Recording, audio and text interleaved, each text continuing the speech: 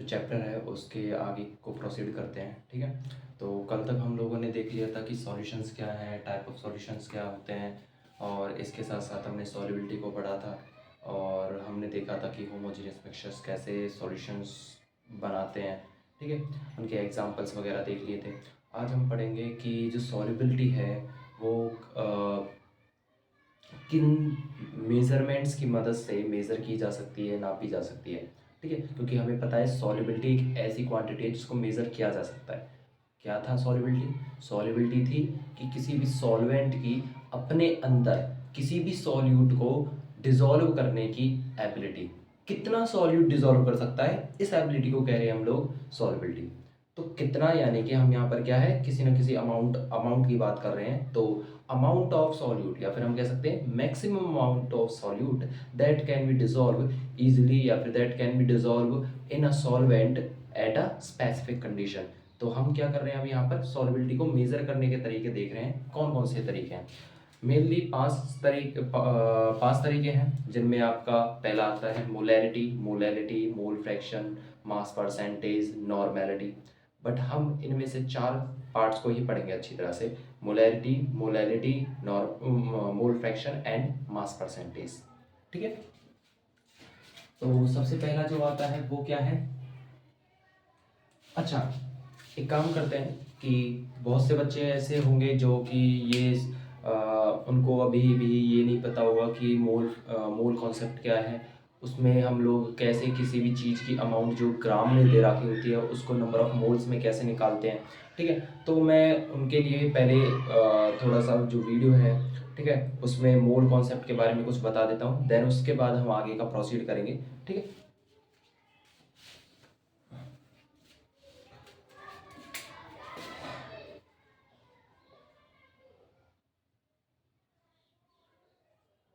जो मोल वर्ड है ये क्या है?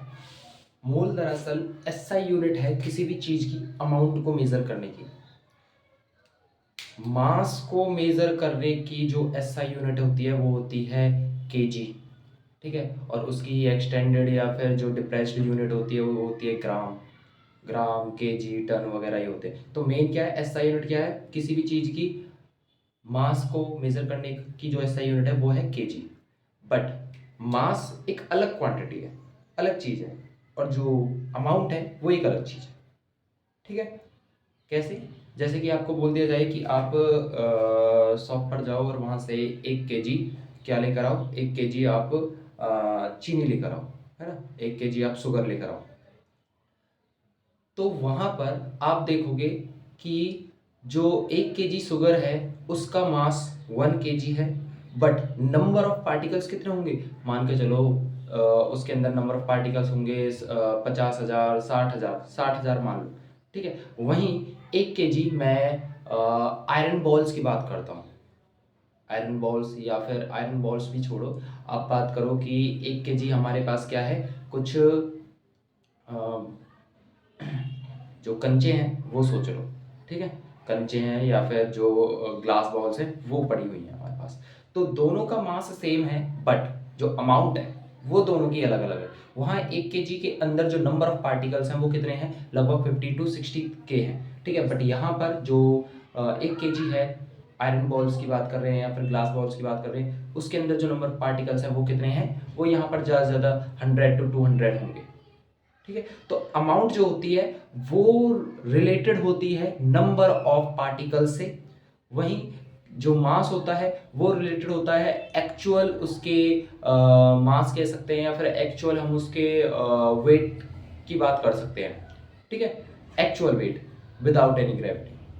ठीक है, तो हम क्या कर रहे हैं कि मोल्स क्या है? तो मोल्स किसी भी चीज की अमाउंट को मेजर करने का तरीका है, उसके अंदर नंबर ऑफ पार्टिकल्स कितने हैं इसको मेजर करने का तरीका है। हमारे पास क्वेश्चंस के अंदर दे रखा होगा कि आपके पास मान के चलो 36 ग्राम क्या है, वाटर है। तो सर इसको कन्वर्ट करो नंबर ऑफ मोल्स में, तो कैसे करते हैं? तो यहाँ पर हमें दो चीज़ें बहुत इंपॉर्टेंटली समझनी चाहिए और उनको हमें राइट नोट कर लेना चाहिए। क्या क्या? तो किसी भी चीज़ के नंबर ऑफ मोल्स निकालने के लिए, मोल्स निकालने के लिए उसके हमें दो चीजें पता होनी चाहिए। पहली, उसका गिवन मास पता होना चाहिए कि आखिरकार हमें कितने ग्राम सब्जेक्ट को या कितने ग्राम किसी भी ऑब्जेक्ट को, सब्सटेंस को कन्वर्ट करना है मोल्स में। जैसे कि यहां पर मुझे क्वेश्चन में बोला गया था कि 36 ग्राम वाटर है, उसको कन्वर्ट करो नंबर ऑफ मोल्स में। तो 36 ग्राम एक ऐसी वैल्यू है जो कि गिवन मास कहलाएगी इसमें। ठीक है, तो गिवन मास क्या होता है? जो मास हमें बता रखा होता है क्वेश्चन के अकॉर्डिंग, ग्राम्स में या केजी में दे रखा होता है। ठीक है, और दूसरा पता होना चाहिए कि जो सब्सटेंस है वो कौन है, identity.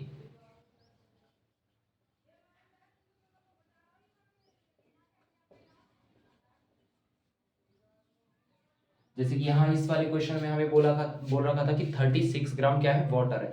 36 gram is given mass, but water ये हमें क्या बताता है कि जो पार्टिकल्स हैं उसकी आइडेंटिटी क्या है।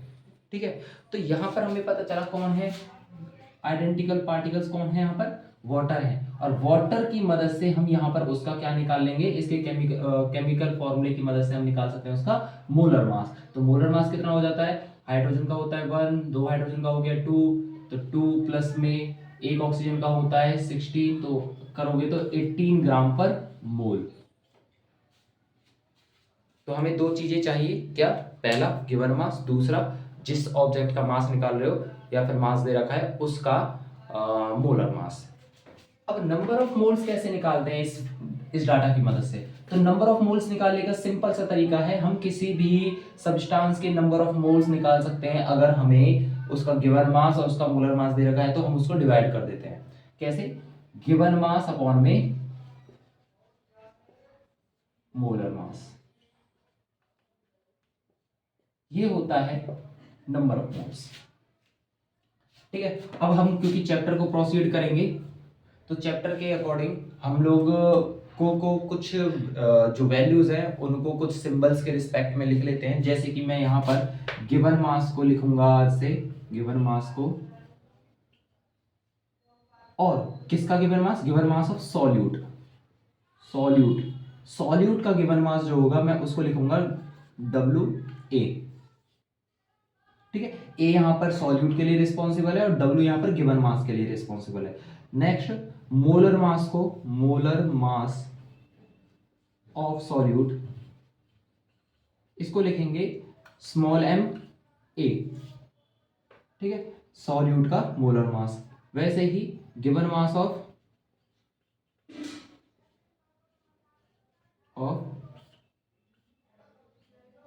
सॉल्वेंट, इसको लिखेंगे हम लोग डब्ल्यू बी। ठीक है, ये तीन चीजें आपको पता होनी चाहिए। पता क्या, वो आप अपनी तरफ से कुछ भी उसका सिंबल रख सकते हो, है ना, अल्फा बीटा गामा फाई वगैरह कुछ भी रख सकते हो, या डायरेक्ट आप क्या मैं अल्फाबेटिकली लिख भी सकते हो। ठीक है, तो अब हम पढ़ते हैं कि नंबर ऑफ मोल्स निकालने का तरीका क्या है, गिवन मास अपॉन में मोलर मास। इस चीज से अब हम क्वेश्चन कर लेते हैं। जैसे कि मैं बेसिक सा क्वेश्चन बोलता हूँ कि किसी ने मुझसे कहा कि सर आपके पास 30 नहीं, आप सोच लो 142 ग्राम क्या है, क्लोरीन गैस है। ठीक है, क्वेश्चन क्या है हमारे पास, एक सेकेंड, हाँ क्वेश्चन क्या है कि हमारे पास क्या है 142 ग्राम क्लोरीन गैस है, Cl2 प्रेजेंट है। तो नंबर ऑफ मोल्स निकालने हैं इस केस में हमें। ठीक है, तो नंबर ऑफ मोल्स कैसे होंगे,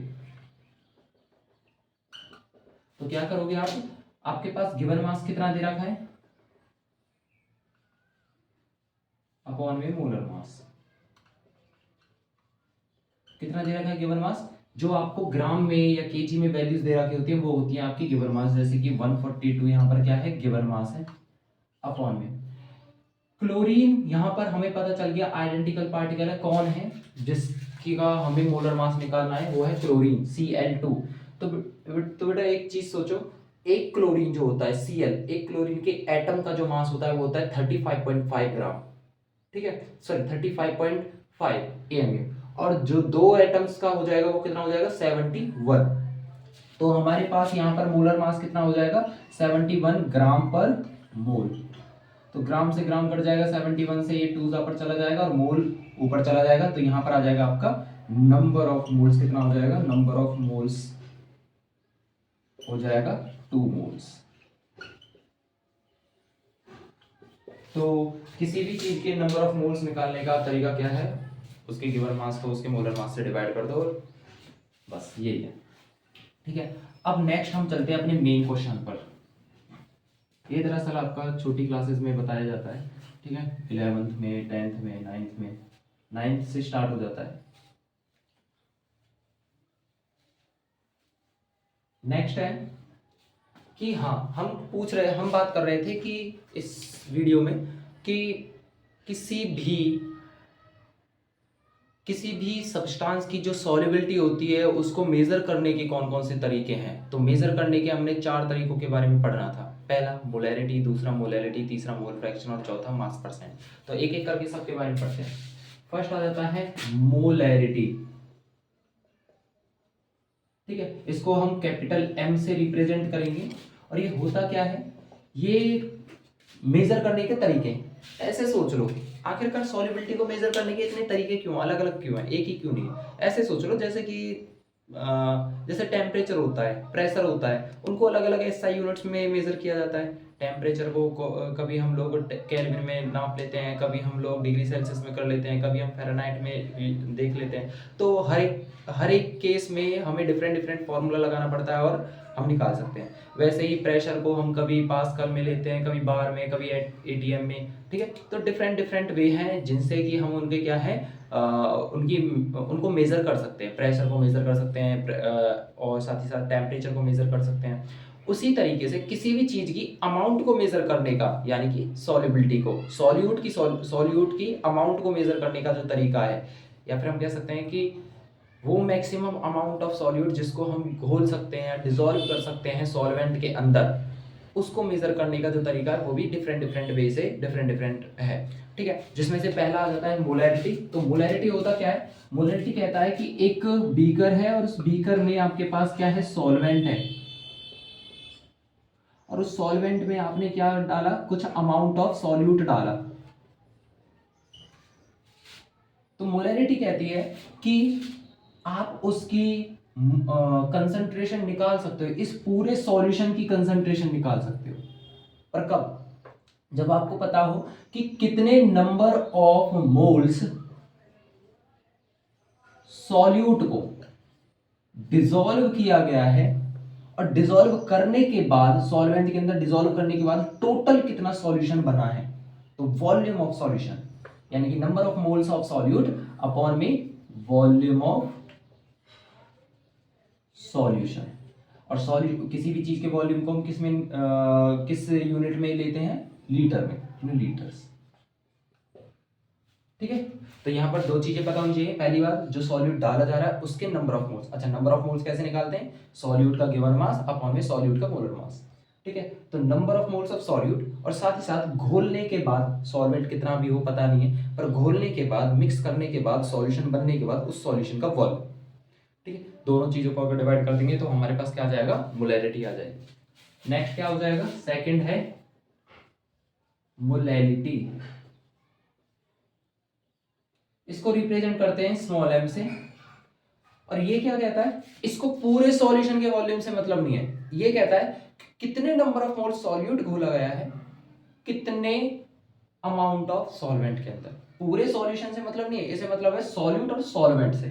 ठीक है, तो इसका ऊपर वाला जो केस है, न्यूमरेटर जो है वो सेम है, यानी कि number of moles of solute को डिसॉल्व किया गया है अमाउंट ऑफ सॉल्वेंट, अमाउंट यानी कि मास ऑफ सॉल्वेंट।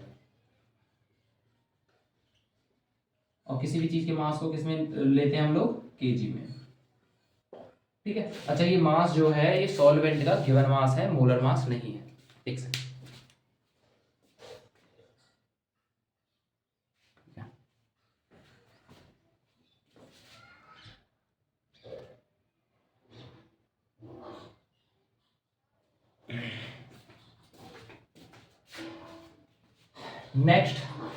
नेक्स्ट आता है इसमें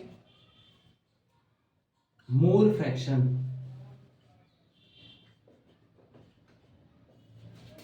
इसको रिप्रेजेंट कर किया जाता है x से। अब मोल फ्रैक्शन जो है वो डिपेंड करता है कि आप किस चीज की अमाउंट को मेजर करना चाहते हैं, सॉल्यूट की या सॉल्वेंट की। ठीक है, मोल फ्रैक्शन को समझने के लिए आपको थोड़ा सा जनरल मैथमेटिक्स जो है वो आपको आना चाहिए। चलो एक बात कर लेते हैं छोटा सा, मोल फ्रैक्शन है क्या। आपको बोला जाए कि आपकी क्लास के अंदर 20 बच्चे हैं, 20 स्टूडेंट्स हैं, और 20 स्टूडेंट्स में से जो 5 स्टूडेंट्स हैं वो क्या हैं, वो पीसीबी सब्जेक्ट्स को पढ़ते हैं, फिजिक्स केमिस्ट्री बायोलॉजी। ठीक है, मैंने बात की कि टोटल स्टूडेंट्स कितने हैं, टोटल स्टूडेंट्स हैं 20, जिसमें से पीसीबी वाले स्टूडेंट्स कितने हैं, 5 हैं, और पीसीएम वाले स्टूडेंट कितने हैं, 15 हैं।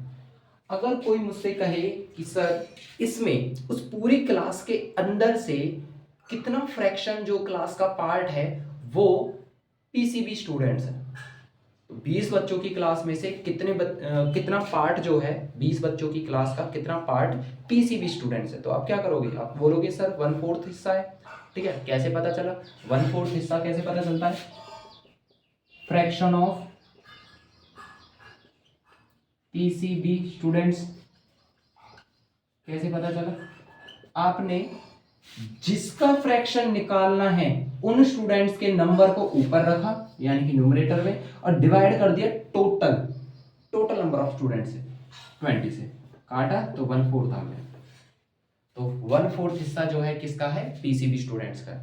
वैसे ही अगर आपको बोला जाता कि 20 स्टूडेंट्स हैं, बट 20 स्टूडेंट्स में से 5 स्टूडेंट अगर पीसीबी हैं, तो 15 स्टूडेंट्स क्या है, पीसीएम सब्जेक्ट्स पढ़ते हैं। तो आपको बताना है कि पीसीएम सब्जेक्ट वाले स्टूडेंट्स कितने हैं, तो आप बोलोगे 3/4 है। ठीक है, 75% यानी कि 3/4। तो करो कैसे, जिसका फ्रैक्शन निकालना है वो न्यूमरेटर में और अपॉन में हमेशा टोटल ही आना चाहिए। तो 15 अपॉन में 20 काटोगे तो 3 और 4 यानी कि 3/4 हिस्सा कौन होगा, पीसीएम वाले स्टूडेंट्स होंगे।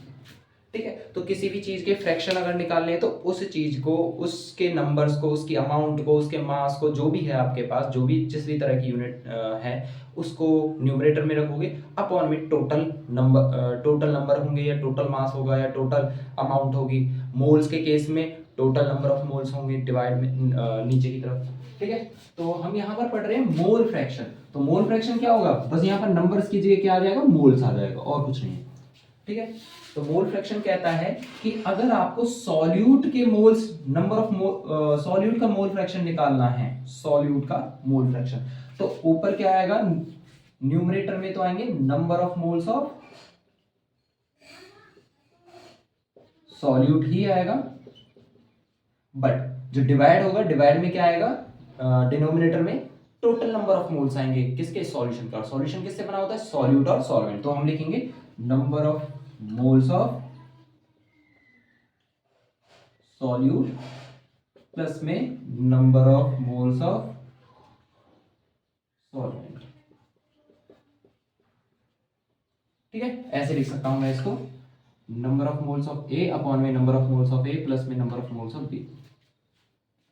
जैसे हम पीसीबी वाले स्टूडेंट्स के लिए किया था ना, ऊपर ऊपर हमेशा वो नंबर्स होते हैं, या वो मोल्स होते हैं, या वो मास होता है जिसका आप फ्रैक्शन निकालना चाहते हो। तो हमें अगर ए का मोल फ्रैक्शन निकालना है, तो यानी कि सॉल्यूट का निकालना है, तो ऊपर होंगे number of moles of solute, और डिवाइड में टोटल। वैसे ही अगर हमें बी के यानी कि सॉल्वेंट के निकालने होते, तो ऊपर number of moles of solvent और डिवाइड में टोटल। सेम रहता, डिवाइड में सेम ही रहेगा, बट ऊपर क्या होगा, ऊपर वैल्यूज चेंज हो जाएंगे।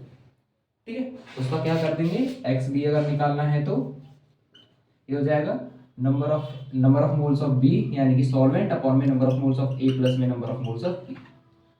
ठीक है, अच्छा कभी भी किसी भी क्वेश्चन के अंदर आप लोग सॉल्यूट और सॉल्वेंट दोनों के नंबर ऑफ मोल्स को ऐड करके देखना, और देखना वहां पर हमेशा जो वैल्यू आएगी वो टोटल क्या आएगी, सम जो होगा वो 1 आएगा। ठीक है, तो कैसे, जैसे अभी थोड़ा कुछ टाइम पहले हमने एक एग्जांपल लिया था कि 20 स्टूडेंट्स हैं क्लास में, 20 में से जो 5 स्टूडेंट्स हैं वो क्या है, पीसीबी स्टूडेंट्स है, और 15 स्टूडेंट्स है वो कितने क्या है, पीसीएम स्टूडेंट्स है। तो अब इसमें से आप खुद ही देखो कि 5 का मतलब क्या होगा, 1/4 हिस्सा, और 15 का मतलब क्या हुआ, 3/4 हिस्सा। अगर आप इन दोनों को ऐड कर दोगे तो क्या आएगा, 1 आएगा। 4/4 आएगा। ठीक है, तो यहाँ पर हमें पता चला कि किसी भी मिक्सचर को बनाते टाइम, किसी भी मिक्सचर यानी कि टोटल सब्जेक्ट को बनाते टाइम, टोटल केमिकल को बनाते टाइम उसमें डाले जाने वाले सॉल्यूट और सॉल्वेंट दोनों के मोल फ्रैक्शंस को अगर आप ऐड कर दोगे तो वहाँ पर टोटल वैल्यू क्या आएगी, 1 आएगी। तो हम इसका एक नया एक और फॉर्मूला बना सकते हैं, क्या कि mole fraction of A plus में मोल फ्रैक्शन ऑफ बी क्या हो जाता है, 1 आ जाता है। तो अगर आपको किसी एक का मोल फ्रैक्शन निकाल लिया जाता है तो दूसरे का निकालने के लिए हमें वो इतना बड़ा मेथड लगाने की जरूरत नहीं है। हम क्या करेंगे, जस्ट इसको 1 में से माइनस कर देंगे। ठीक है, तो बी का निकल जाएगा। अगर बी का पता है तो ए का निकालना है, तो इसको उठा करके उधर ले जाएंगे तो आपका ए का निकल जाएगा। ठीक है, तो ये हो जाएगा आपका मोल फ्रैक्शन। और नेक्स्ट आ जाता है जो कि लास्ट तरीका है किसी भी चीज की सॉल्युबिलिटी को मेजर करने का, किसी भी सॉल्यूशन की, वो है मास परसेंट। मास परसेंट कैसे निकाला जाता है? सेम जैसे आप छोटी क्लासेस में परसेंटेज निकालते हो, जैसे बोलते हो कि सर किसी बच्चे के 500 में से 400 मार्क्स हैं तो परसेंटेज क्या हुई उसकी, तो वो हुई 80%। ठीक है, तो कैसे निकाला आपने, दरअसल गिवन या फिर जो आपके पास नंबर्स दे रखे हैं, गिवन नंबर जो दे रखे हैं जो कि आए हैं, उनको डिवाइड कर दिया टोटल नंबर ऑफ मार्क्स में से। ठीक है, और मल्टीप्लाई कर दिया आपने 100 से, तो ये क्या हुआ 400 अपॉन में 500 मल्टीप्लाई में 100, तो यहाँ पर आएगा आपका 80%। तो किसी भी चीज़ की परसेंटेज निकालनी है तो आप क्या करोगे, यहाँ पर मास की परसेंट निकालनी है तो मास रखोगे नंबर्स की जगह। तो यहाँ पर क्या करोगे, गिवन मास अपॉन में टोटल मास मल्टीप्लाई में 100। अब यहाँ आपको मैं बता देता हूं कि ये गिवन मास क्या है। ये गिवन मास उस केमिकल का मास है जिसका आप मास परसेंट निकालना चाहते हो। ठीक है, तो ये आपके मेजरमेंट्स करने के सारे तरीके हो चुके हैं। अब इनको लिख लो और नेक्स्ट टॉपिक पर चलते हैं।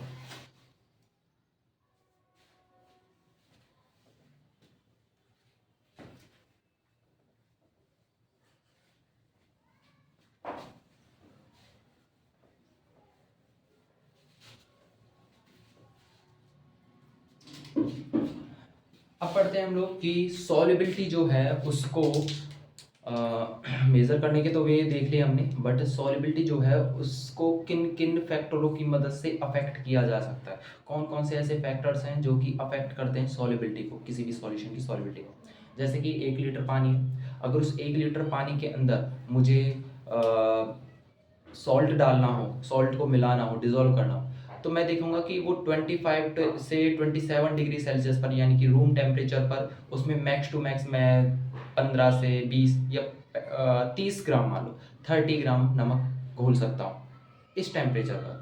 बट वहीं अगर मैं उसको गर्म करने लगूँ, गर्म करता रहूँ और ज़्यादा हीट देता रहूँ, उसका और टेम्परेचर बढ़ेगा, तो उस केस में हम क्या देखेंगे कि उसमें जितना ज़्यादा आप सॉल्यूट डालोगे उतना और घुलता चला ही जाएगा। ठीक है, तो यहाँ टेम्परेचर हुआ। दूसरा आप देखोगे कि प्रेशर, प्रेशर भी एक ऐसा फैक्टर है जो कि डिसाइड करता है कि कितना ज़्यादा अमाउंट ऑफ सॉल्यूट डिजॉल्व होगा या कितना नहीं होगा। बस ये है कि प्रेशर जो है वो बड़ा ही स्पेसिफिक है, किसके लिए है, किसी भी तरह के सॉल्यूट अगर जो कि गैसियस फॉर्म में है उसके लिए है। ठीक है, तो देखते हैं इसमें कौन कौन से फैक्टर्स हैं जो कि अफेक्ट करते हैं सॉल्युबिलिटी को। Factors affecting solubility.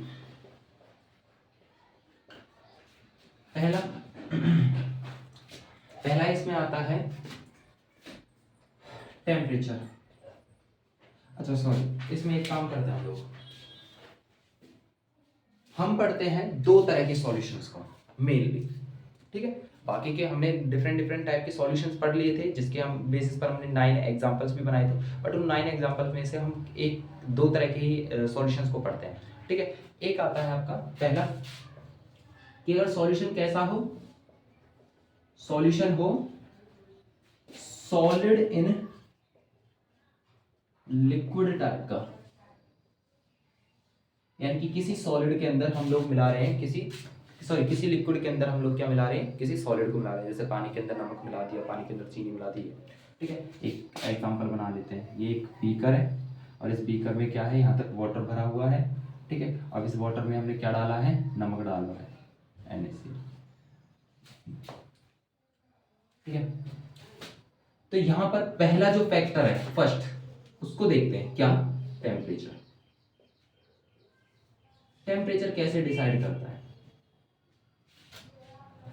तो यहां देखेंगे कि अगर इस सब्सटेंस का या इस बीकर का जो टेम्परेचर है वो 25 से 30 डिग्री सेल्सियस हुआ, यानी कि लगभग लगभग रूम टेम्परेचर पर आपका जो प्रोसेस है वो किया जा रहा है, तो उस केस में यहाँ पर लगभग 30 से 35 ग्राम नमक क्या है, घोला जा सकता है। उससे ज्यादा अगर नमक डाला तो वो घुलेगा नहीं, वो नीचे सेटल डाउन हो जाएगा, जिस प्रोसेस को हमने कहा प्रेसिपिटेट होना।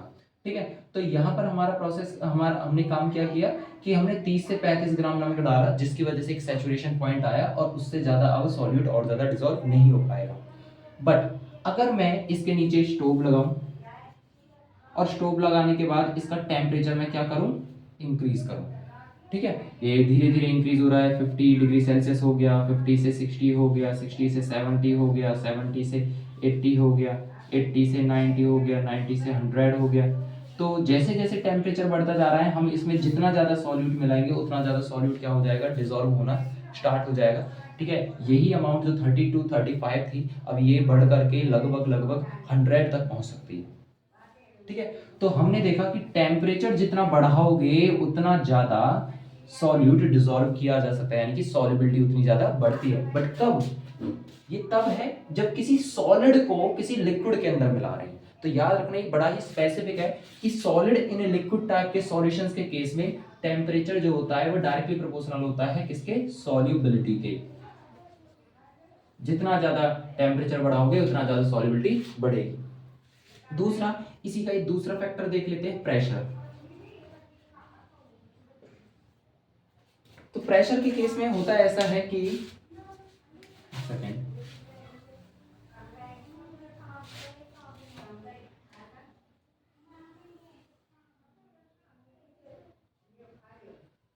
प्रेशर के केस में होता ऐसा है कि मान के चलो यहाँ पर एक बीकर है और इस बीकर में क्या है, वाटर है। ठीक है, वाटर है और इसमें हमने हमारे पास जो नमक है मान के चलो, और टेम्परेचर हमने फिक्स कर दिया है, यहाँ पर रूम टेम्परेचर 25 डिग्री सेल्सियस है फिक्स। हम देखना चाहते हैं प्रेशर का क्या इफेक्ट है, तो उस केस में हम टेम्परेचर को क्या कर देंगे, फिक्स कर देंगे। तो ये वाटर है। अब इसमें हमें पता है कि इसकी जो सॉल्युबिलिटी है वो कितनी है, लगभग 30 to 35 ग्राम है। एक काम करो, फिक्स वैल्यू पुट कर देते हैं यहाँ पर, 30 ग्राम जो सॉल्यूट है वो मिलाया जा सकता है, 30 ग्राम नमक मिलाया जा सकता है। हमने जानबूझ करके इसमें क्या किया, इसमें डाला 40 ग्राम NaCl।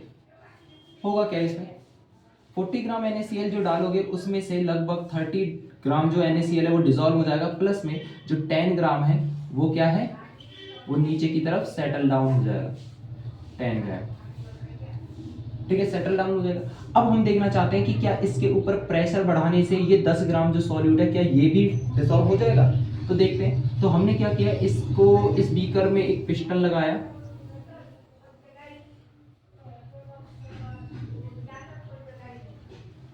और इस पिस्टन पर एक्सटर्नल प्रेशर अप्लाई किया। बट हम देख पाते हैं कि यहाँ पर कुछ भी, कोई भी रिजल्ट नहीं रहेगा, या फिर हम कहेंगे यहाँ पर कोई भी प्रोसेस या फिर कोई भी चेंज देखने को नहीं मिलेगा। ऐसा क्यों? पहला, यहाँ जो सॉलिड पार्टिकल डाले गए हैं सॉल्यूट के, वो सॉलिड पार्टिकल की एक प्रॉपर्टी होती है कि सॉलिड जो होते हैं वो हाईली इनकम्प्रेसिबल नेचर के होते हैं, यानी कि उनको कितना भी कंप्रेस कर लो, किसी गैस को अगर कंप्रेस किया जा सकता है तो वो कन्वर्ट हो जाती है लिक्विड में। लिक्विड को भी गैस के रिस्पेक्ट में लगभग 1000 गुना कंप्रेस करने पर वो सॉलिडिफाई हो सकता है। बट सॉलिड को कंप्रेस करोगे तो वो किस में कन्वर्ट होगा, वो किसी में कन्वर्ट नहीं होता, वो और ज्यादा सॉलिडिफाई होगा। और ज्यादा सॉलिडिफाई होने का मतलब ये है कि यहाँ पर ये सॉल्यूट जो है वो जैसी स्टेट में है वो वैसी स्टेट में रहेगा, ना तो घुलेगा और ना ही कुछ और होगा। अब उल्टा देखते हैं कि अगर प्रेशर को कम किया जाए, प्रेशर को कम कर लो, प्रेशर को कम करोगे तो क्या, ऐसा थोड़ी नहीं होगा कि सॉलिड के पार्टिकल अपने ऊपर वैक्यूम फील करेंगे और जिसकी वजह से वो बीच में से ब्रेक हो जाएंगे, नहीं। ठीक है, ऐसा नहीं होता है। ठीक है, तो हम कहेंगे कि ना तो प्रेशर के बढ़ाने से ना ही प्रेशर के घटाने से जो एक्स्ट्रा जो सॉल्यूट है उस पर कोई इफेक्ट पड़ ही नहीं रहा, यानी कि सॉल्युबिलिटी जितनी थी उतनी की उतनी रहेगी, यानी कि वो और ज्यादा बढ़ेगी नहीं। तो नो इफेक्ट ऑल सॉल्युबिलिटी। ये दोनों के दोनों जो इफेक्ट्स हैं, ये मैंने एक स्पेसिफिक टाइप के सॉल्यूशन की बात कर रहा हूँ, सॉलिड इन लिक्विड टाइप की, उसके लिए। ठीक है, दूसरा जो सॉल्यूशन है उसके केस में ये वैल्यूज अलग अलग हो सकती है। तो अब हम दूसरे की बात करते हैं।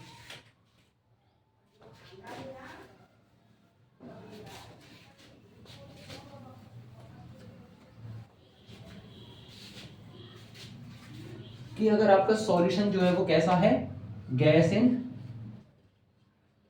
लिक्विड टाइप का है। तो गैस इन लिक्विड टाइप के सॉल्यूशंस में भी हम दोनों तरह के इफेक्ट्स की बात करेंगे। पहला आ जाएगा टेम्परेचर, दूसरा आ जाएगा प्रेशर। और इसके लिए भी हम एक डायग्राम बना लेते हैं। ठीक है, ये है आपका कोई लिक्विड है और इस लिक्विड के अंदर डाला गया था क्या, सॉल्यूट। ये पानी है, पानी के अंदर हमने कोई नमक डाल दिया है। ठीक है, हम पहले इफेक्ट की बात कर रहे हैं टेम्परेचर की। तो टेम्परेचर से कैसे रेगुलेट होता है, सॉल्युबिलिटी कैसे चेंज होती है, कैसे डिफरेंट कैसे इफेक्टेड होती है। तो हमने देखा कि इसके अंदर हमने क्या मिलानी है, किसी गैस को मिलानी है, लिक्विड के अंदर गैस को। तो हमने क्या किया, हमने किसी लिक्विड के यानी कि वाटर के साथ या कोई कोल्ड ड्रिंक ले ली। ठीक है, कोल्ड ड्रिंक ली और उसके ऊपर हमने यहाँ पर क्या है, एक चेम्बर की मदद से या एक पंप की मदद से साइड से एक आउटलेट रखा या इनलेट रखा। इसकी मदद से हमने इसमें क्या डाली, कार्बन डाइऑक्साइड गैस डाली। ठीक है, और ऊपर से यहाँ पर क्या है, एक पिस्टन है। ठीक है, अच्छा ये पिस्टन जो है, इस केस में हमने क्या किया, यहाँ पर प्रेशर को क्या कर दिया, प्रेशर कांस्टेंट है, यानी कि पिस्टन ऊपर भी जा सकता है नीचे भी जा सकता है। बट हम ये सोच रहे हैं कि प्रेशर पिस्टन को ऊपर या नीचे ना भेजें, क्योंकि हमें दरअसल इस गैस को जो अंदर डाली जाएगी उसको इसके अंदर मिलाना है। ठीक है, अगर पिस्टन ऊपर जाने लगा तो इसका मतलब गैस सही तरह से डिसॉल्व नहीं हो सकती। हमें हमारा मेन मकसद ये है कि किसी भी तरह से इस गैस को सॉल्युबल करना है इसके अंदर, अगर हो सके तो। टेम्परेचर ये कहता है कि मैंने इसमें मान के चलो यहाँ पर 5 kg का कोई वेट रख दिया और वेट रखने की वजह से ये फिक्स कर दिया मैंने। तो मैंने इसके अंदर अगर थोड़ी बहुत गैस डाली, मान के चलो 10 ग्राम या 15 ग्राम गैस डाली, तो 15 ग्राम गैस में से लगभग, जैसे ये पिस्टन नीचे आएगा, ठीक है, तो लगभग 7 से 8 ग्राम जो गैस है वो क्या हो जाएगी, डिसॉल्व हो जाएगी, मिक्स हो जाती। कोल्ड ड्रिंक्स के अंदर भी तो ऐसा ही होता है, उसमें हाई प्रेशर की मदद से जैसे सील कर देते हैं। ठीक है, तो जो अंदर जो कार्बन डाइऑक्साइड गैस है वो अंदर लिक्विड के अंदर डिसॉल्व हो जाती है अच्छी तरह से। ठीक है, तो ये इसके अंदर क्या हो जाएगी, डिसॉल्व। अब ये था 25 से 30 डिग्री सेल्सियस टेम्परेचर। बट अगर हमने इस टेम्परेचर को इंक्रीज किया, तो इंक्रीज करने से क्या होता है, जो गैस यहाँ पर लिक्विड फॉर्म में है, ऊपर से जो गैस इस लिक्विड पानी के अंदर या कोल्ड ड्रिंक के अंदर लिक्विड फॉर्म में है, वो लिक्विड फॉर्म से दोबारा किस में कन्वर्ट होने लगेगी, गैस में। यानी कि गैस में कन्वर्ट होगी तो वो वापस क्या है, रिवर्सिबली अपनी स्टेट चेंज कर लेगी। और जिसकी वजह से होगा ये कि जो गैस डिसॉल्व थी वो भी अब अनडिसॉल्व हो जाएगी। 7 से 8 ग्राम गैस भी अब क्या हो जाएगी, अनडिसॉल्व, और वो अपनी अलग स्टेट बना लेगी। तो यहाँ पर हमने देखा कि टेम्परेचर बढ़ाने से जितनी गैस डिसॉल्व हो रही थी वो गैस अब अनडिसॉल्व होनी स्टार्ट हो जाएगी, यानी कि सॉल्युबिलिटी क्या होने लगेगी, घटेगी। तो इस केस में हम बोलेंगे कि टेम्परेचर जो होता है वो इनवर्सली प्रोपोर्शनल होता है सॉल्युबिलिटी के। ठीक है, ये फिक्स है बेटा, ये इसके लिए है, गैस इन लिक्विड टाइप के सॉल्यूशंस के लिए। नेक्स्ट देखते हैं कि प्रेशर का क्या इफेक्ट पड़ता है। तो अब की बार टेम्परेचर को क्या कर देते हैं हम लोग, कांस्टेंट करते हैं। एक बी कर लो, यहां ये लिक्विड भरा हुआ है और इस लिक्विड में कोई गैस मिलाई गई है और यहां पर क्या है, पिस्टन है। ठीक है, और इस सिलेंडर के अंदर ये क्या है, पिस्टन है, और इस पिस्टन में यहां पर क्या है, कोई गैस है। हम कहते हैं कि अगर हम इसके ऊपर प्रेशर बढ़ाएं, टेम्परेचर कांस्टेंट कर देते हैं, 25 डिग्री सेल्सियस कांस्टेंट कर दिया, तो हम कहते हैं कि जिस जैसे जैसे हम इसके ऊपर प्रेशर बढ़ाएंगे, किसके ऊपर, हम पिस्टन के ऊपर प्रेशर बढ़ाएंगे, पिस्टन क्या करेगा, गैस के ऊपर प्रेशर बढ़ाएगा। अब गैस तो इनकम कंप्रेसिबल होती है, ठीक है, वो अपने ऊपर प्रेशर को फील करेगी, तो वो भी अपने अपने अंदर जो प्रेशर है उसको क्या है, किसी और के ऊपर एक्सर्ट करेगी। तो होगा क्या, ये जो सरफेस है, ये जो सरफेस है किसकी, लिक्विड की जो सरफेस है, इस पर ये गैस पार्टिकल क्या करेंगे, प्रेशर अप्लाई करेंगे। एक टाइम ऐसा आएगा कि इतना ज्यादा हम प्रेशर लगा देंगे और गैस उस प्रेशर को फील करने के बाद वो खुद इसकी सरफेस पर इतना प्रेशर लगाएगी कि वो गैस के पार्टिकल जो है ना, वो इसकी सरफेस को तोड़ करके, हम सरफेस को तोड़ करके तो नहीं कहेंगे, हम कहेंगे कि इस सरफेस के अंदर इन्वेजिनेट हो जाएंगे, अंदर की तरफ धस जाएंगे, ठीक है। और अंदर की तरफ धसने के बाद यहाँ पर क्या हो जाएगा, वो डिजोल्व हो जाएगा, हम कहेंगे कि वो लिक्विफाई हो गए हाई प्रेशर की वजह से। जैसे कि आपके एलपीजी सिलेंडर में होता है, एलपीजी सिलेंडर जब भरे जाते हैं तो उस केस में हम हाई प्रेशर से गैस को, एलपीजी गैस को छोटे सिलेंडर्स के अंदर भरते हैं, जिसकी वजह से वो क्या है, एक तो पहली बात तो वहां पर वॉल्यूम कम होता है, छोटे सिलेंडर होते हैं, दूसरी बात हाई प्रेशर से डाल रहे हैं तो वॉल्यूम कम प्रेशर ज्यादा, जिसकी वजह से जो गैस के पार्टिकल वो लिक्विफाई हो जाते हैं, ठीक है, और वो लिक्विड की फॉर्म में पाई जाती है आपको गैस वहां पर सिलेंडर के अंदर। तो यहाँ पर हमने देखा कि जैसे टेम्परेचर को अगर कांस्टेंट कर दिया जाए तो प्रेशर बढ़ाने से गैस जो होती है वो आसानी से डिसॉल्व होने लग जाती है किसी भी लिक्विड के अंदर, ठीक है। तो यहाँ पर हम लिख सकते हैं कि pressure is directly proportional to solubility,